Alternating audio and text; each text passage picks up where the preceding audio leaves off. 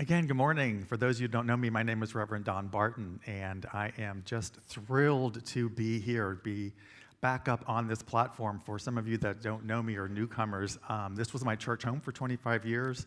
I gave my very first sermon right here on this platform before I started ministerial school. Yeah. And served this community for a long time, so coming back here is just, it's like muscle memory, but it's also like, the sense of coming home and joy and seeing so many familiar faces. So thank you for having me back. I'm thrilled to be here. I understand that this month you're doing this talk, or the series on moving forward in faith, because the spiritual community is doing just that. It's moving forward, it's growing, it's becoming something new, as all churches are in the world, as all of us are individually. So we want to hold this for ourselves and for our spiritual community together as we move forward and the faith that it takes to make us do that. Reverend Harold started this series, this topic off by saying that we must pick up our cross and go, which means there's things that we need to do. Part of it is for me to do. And then Reverend Faith followed that up with saying that, when you're bringing in something new, something needs to be released. You need to make room for something else. And then Reverend Harold came back and said, exactly that. And what are we going to do with that space is to fill it with something positive. Because this is how we create things. This is the process of creation. In unity, that creation process is basically based on our metaphysical understanding of the Trinity, which is mind, idea, and expression. So our mind is with a capital M. That's that divine mind. And that's where all of knowledge, all possibilities, infinite substance, infinite abundance resides, infinite knowledge. An idea is our ability to grasp a little bit of that in our limited understanding, and then through that, express it in the world, to bring the divine into the world. Unity co-founders Myrtle and Charles Fillmore said the way to do that is with our thoughts. We create the world we live in with our thoughts. Unity's third principle. So that's the process that we're dealing with. It's bringing that divine into manifestation in our lives and in our spiritual communities. That's the work that we're here to do. But sometimes we're thinking one thing and affirming one thing, and something else shows up. You're like, well, that wasn't what I was affirming. That wasn't what I was saying. And Charles Fillmore, Unity co-founder, says, well, sometimes that has to do with the fact that all of your being is not in alignment with what you're saying and affirming and looking for. The expression is coming in through what is really happening in your life and not with just these words you're choosing to say. He said it takes an alignment of the superconscious, the conscious, and your subconscious. Those three things have to be in perfect alignment for you to truly manifest the divine in your life. So let's go through those three little things. The superconscious, that's that divine mind. That's that place where all possibility, all wisdom, all love resides. The realm of the divine. People call it principle, or truth with a capital T. So that's the realm of God or spirit, whatever word works for you. That's that superconscious mind of all unlimited potential and possibility that we can draw from. And it's available to us because we are created in the likeness and image of God. So we have access to those attributes. Then our conscious mind is what we used to pick out what we were going to wear today, how we were going to get here, what roads we took, how we operated our car. It's how we operate in this world, the decisions that we make just to get by and to be in this material world. Pretty simple. And then there's our subconscious. And that's the tricky part. Because the subconscious works behind the scenes and you're not always aware of it. That subconscious part of you is that part of you that is your history, those feelings, those beliefs, those lessons, those joys, those hurts that have happened in your life, and they're operating in the background without too much attention to them. Charles Fillmore says it goes beyond your own personal memories and experiences, but it encompasses race consciousness. What has happened to your family, past generations, your culture? It's all embedded there in the subconscious. So if you're affirming one thing, but your subconscious doesn't quite believe it, it's never going to come to pass, Charles says. So you can affirm endlessly, I am prosperous, I am prosperous, I am prosperous, I am prosperous, I am prosperous, I'm worth $1 billion, and in your subconscious, you were told your entire life, you'll never amount to anything. You're not worthy. You're not good enough. If those emotions that you really feel around money and prosperity are running in the background, it doesn't matter what you're saying because they're just not matching up. Because Charles said those words in the conscious that you speak are like the directives that are given to your subconscious so that your subconscious can reach into the superconscious and pull it into manifestation. And you may be saying one thing, but your subconscious is pulling in something else. So there may be something that we need to be aware of, something that we're not even paying attention to, something that we've forgotten we even think about ourselves or an experience we have that maybe needs to go back and looked at and healed. And we do that, as Reverend Harold said, with denials and affirmations. Some people call it shadow work. It's finding those things about ourselves that we were told, whether we realized it or not, that we took in and believed about ourselves or our community or our family, our possibilities, our limitations, our gifts, and we just kind of buried it down there. And maybe it needs to be taken out, looked at, healed, released, corrected, so that it aligns with what we're trying to create in the world. Same thing for us. That can happen for a spiritual community, a nation, or the world. It's all the same process of bringing things forward. And it's all grounded in that faith that in the divine all things are possible. In the faith that behind everything is this force of good, this God, this spirit, this presence that's leading us, that's moving us forward, that's available to us so that we can bring whatever it is that we desire into fruition in this world. Here's kind of a metaphor for I think about this superconscious, conscious, and subconscious mind. Think of your laptop or your computer. And it has access to the World Wide Web with almost unlimited information. Unlike the divine, some of it's not perfect. Some of it's erroneous. But think of that as your whole database on the World Wide Web is a superconscious. And your conscious mind is like your screen, your monitor, and your keyboard, and you're just clicking away and doing all the commands and doing all the thinking and making the decisions and trying to get all this stuff to happen and making all these things happen right here that you can see and touch and feel.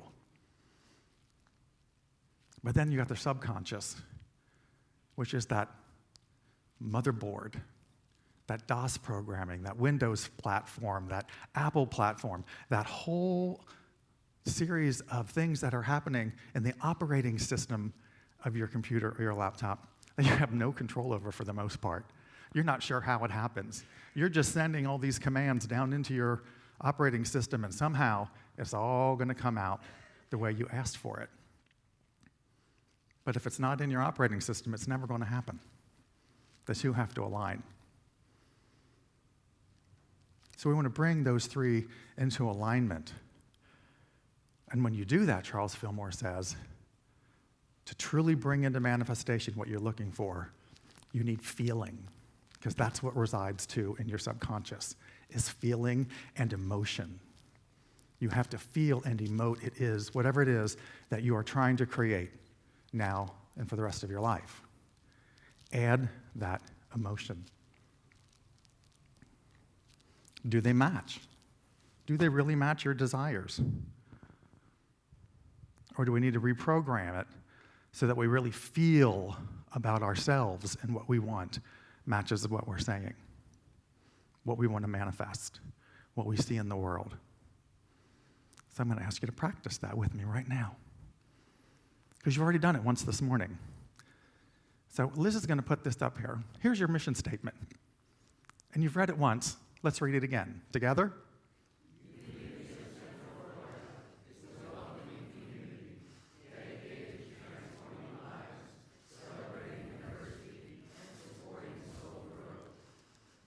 Add 2 cups of flour, mix with water, bake for 45 minutes, blah, blah, blah. Did you believe that? I didn't. Did you feel any emotion in that? You were reciting a recipe. No. This is exactly what Charles Fillmore is talking about. That it's not rote what you want to affirm. You add your feelings to it. You add your emotions because you believe it. It is got your devotion, your inspiration, your passion into it. And you have faith that it will come true. Unity of Central Florida is a welcoming community dedicated to transforming lives, celebrating diversity, and supporting soul growth.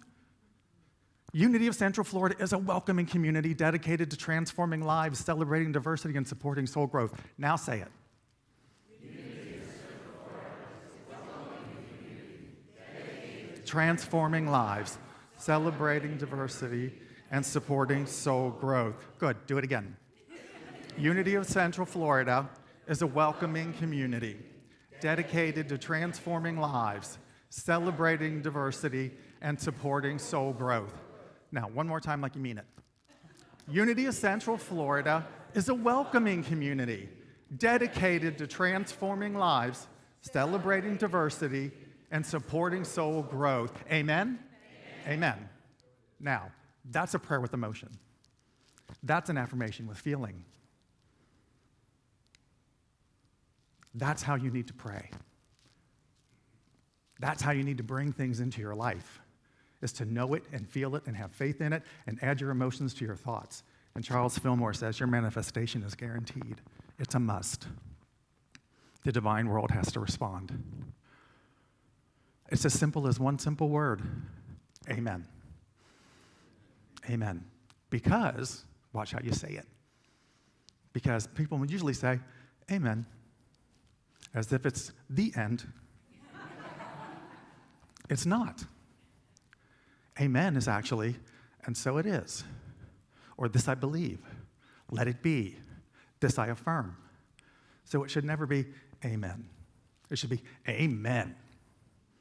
Not amen, the end. It should be amen. Oh yeah, that's right. That's what you say at the end of a prayer. Uh-huh. That's better than amen. Uh-huh. Amen. Prayers are those statements of who we are and what we believe, and reaffirming ourselves, our own divinity, and our control in our lives. And at the end of it, we should say, yeah, God. Amen. Amen.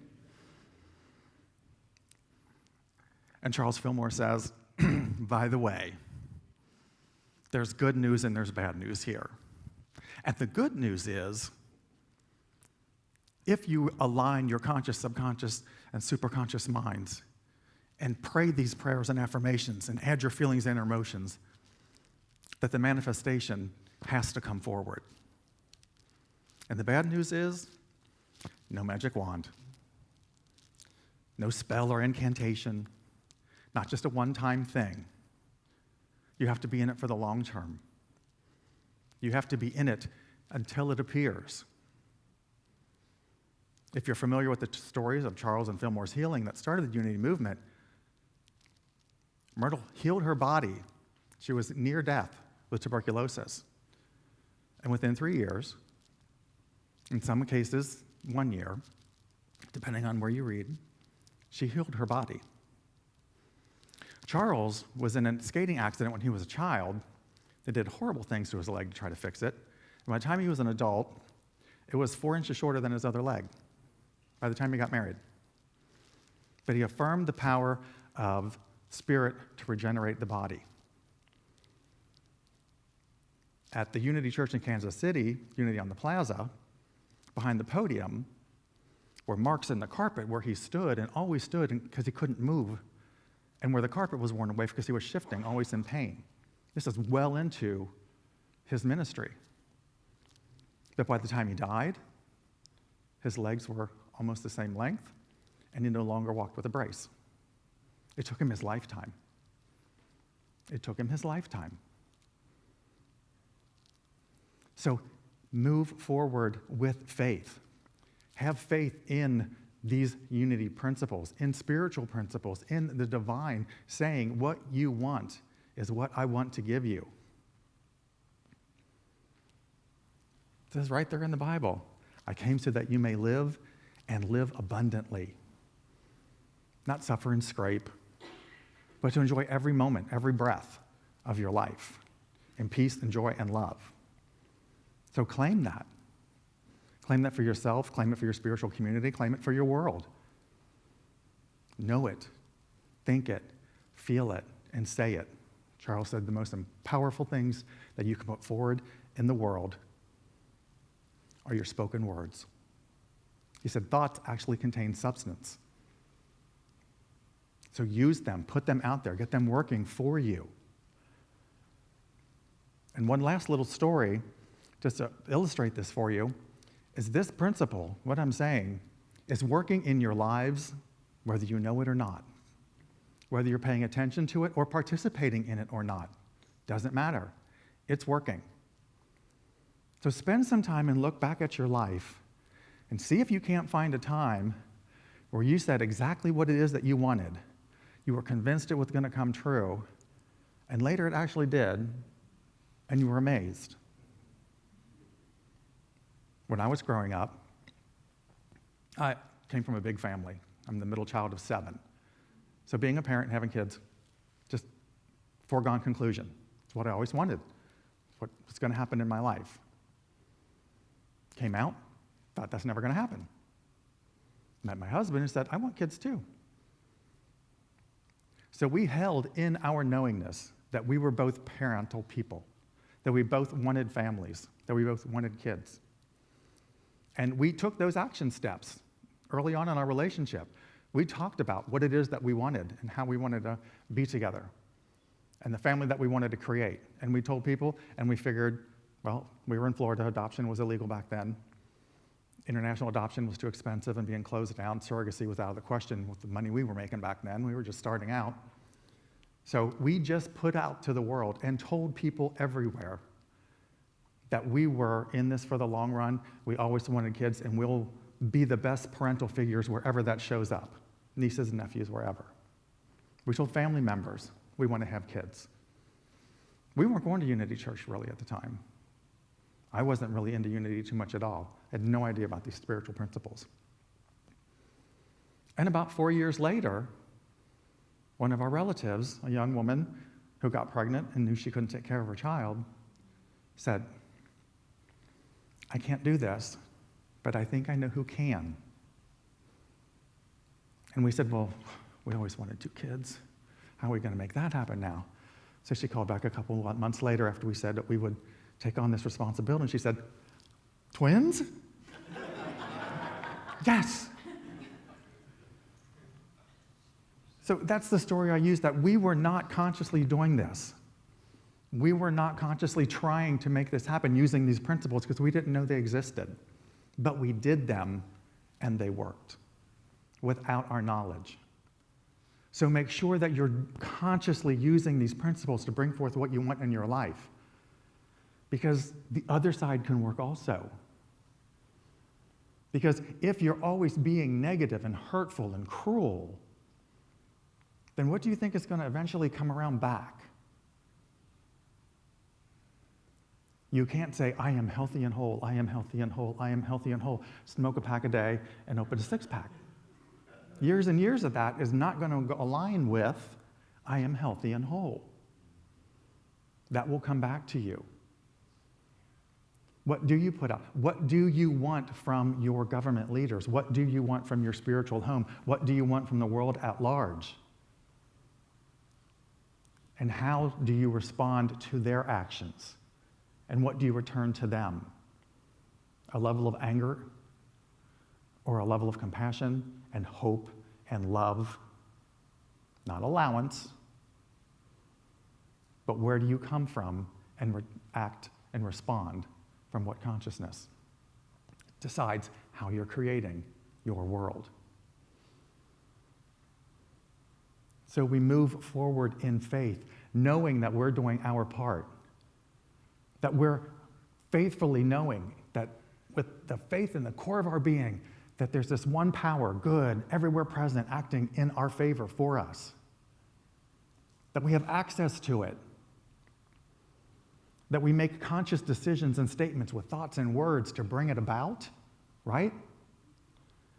That we examine our belief systems and our feelings about what's really going on in our lives and do the healing work and the corrective work that we need to do. And then we do our part. We speak the words. We have the thoughts. We take the actions. We do what's ours to do to move forward on this journey. And then with great faith, release whatever specific outcome that you've attached to what it is you're trying to create. Because when you say, I want this, and put a bullseye on it, it blacks out all the rest of infinite possibilities. This or something better.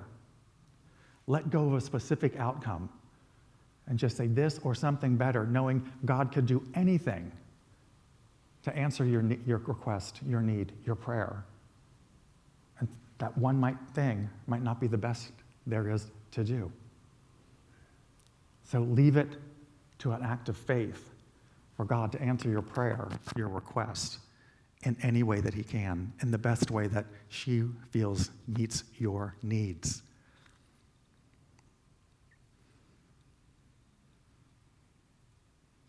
Have faith in the divine. Participate in the process. Pay attention for the long run to get what you want. It's guaranteed. And be open to infinite possibilities. Amen? Amen.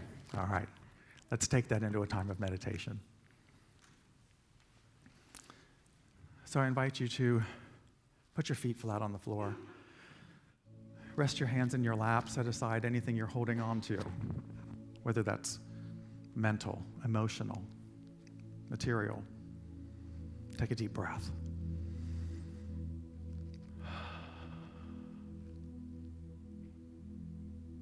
Another deep breath.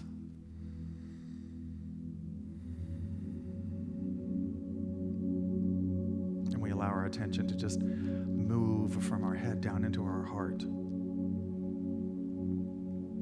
We allow ourselves to enter into that place of stillness, that place within us where only God resides, that place where we are most connected with the divine.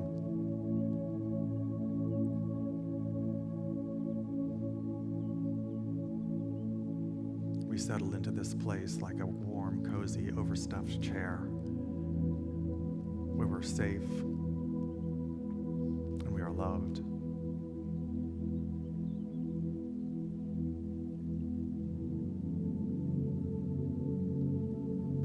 And we just breathe into infinite possibilities. We sit in this place of faith that the divine is at work in my life, here and now.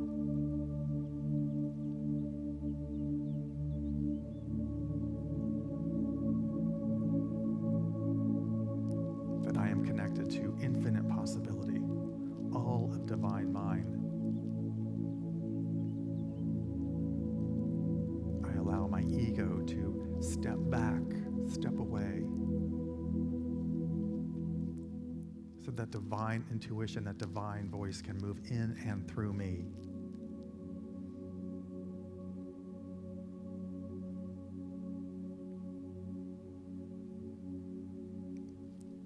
I see myself before infinite possibilities.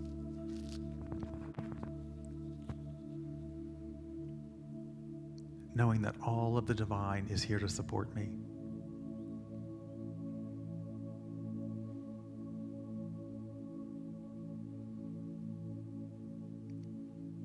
I feel the divine rushing in like a cool breeze, moving me forward,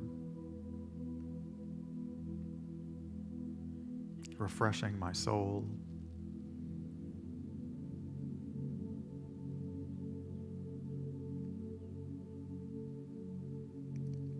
I am one with the divine.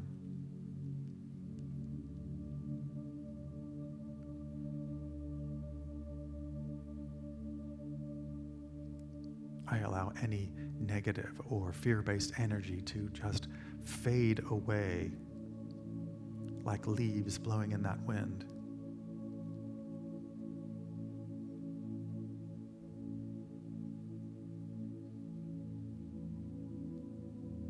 I open myself up and make room for what is new and good.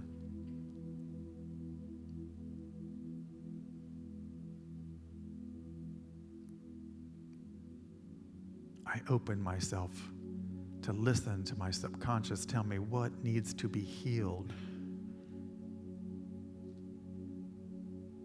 Where is love needed? Healing, growth.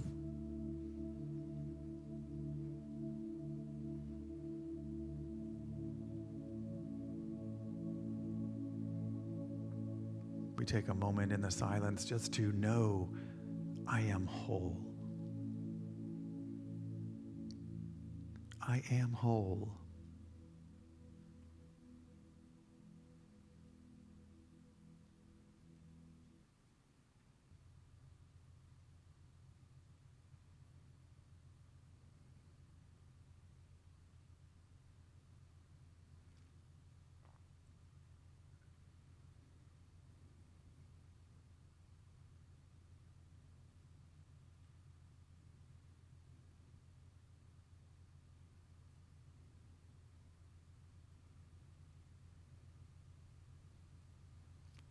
I know that I am whole. In this wholeness, I open myself up to infinite possibilities. I participate in the unfoldment of my soul's desire. I see the divine manifesting in and through me, in alignment with my thoughts, words, actions, and emotions. I know all things are possible. I claim that power. I move forward in faith. I affirm my oneness with all that is good in the universe in this moment, for this hour, during this day, and throughout this lifetime. Amen.